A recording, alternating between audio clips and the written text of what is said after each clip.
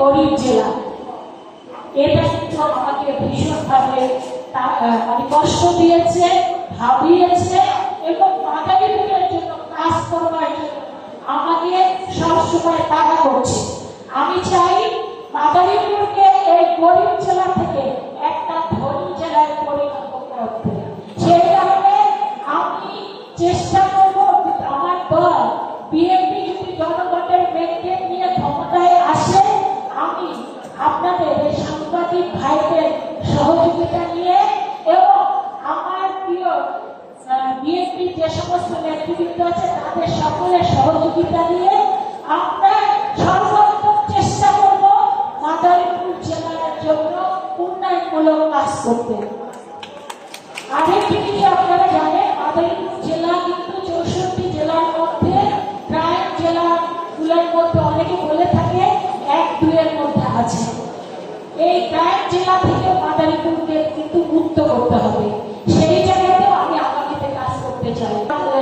কলেজের ছাত্র নেতৃত্ব দিয়েছি, এছাড়া আমি সেন্ট্রাল কমিটির ছাত্রনেত্রী হিসেবে কিন্তু আমি সারা বাংলাদেশে ছাত্র যে সমস্ত কলেজ বিশ্ববিদ্যালয় ছিল সেখানে যে ছাত্রনেত্রীরা ছিল তাদের নিয়ে বেশি কাজ করার দায়িত্ব পেতাম।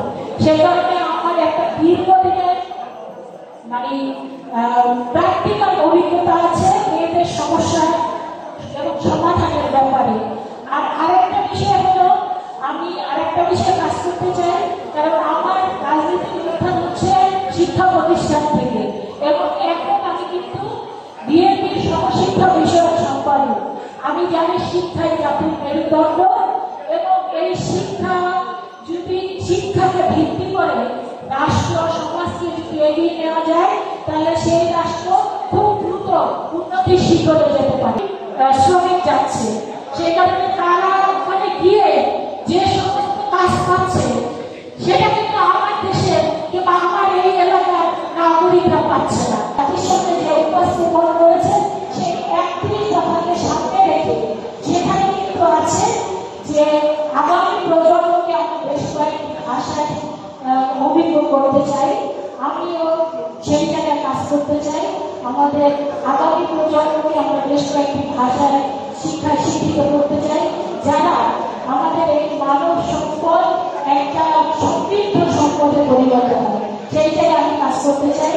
আরেকটি বিষয় বলতে চাই, আপনারা জানেন এই জনপ্রিয় মাদারীপুর অথবা রাজ্যে মানুষ কিন্তু দেখা যায় শুধুমাত্র যারা বিদেশে আছে সেই গ্রামীণ বাংলাদেশে আসে কিংবা মাদারীপুরে আসে, সেইটা দিয়ে মাদারীপুরের জনগণ কিংবা মাদারীপুরের ব্যবসা বাণিজ্য পরিচালিত হচ্ছে।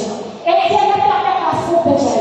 একদম এখন কিন্তু আমরা ঢাকার পাশে 2 ঘন্টার মধ্যে মাদারীপুরে আমরা চলে আসতে পারি।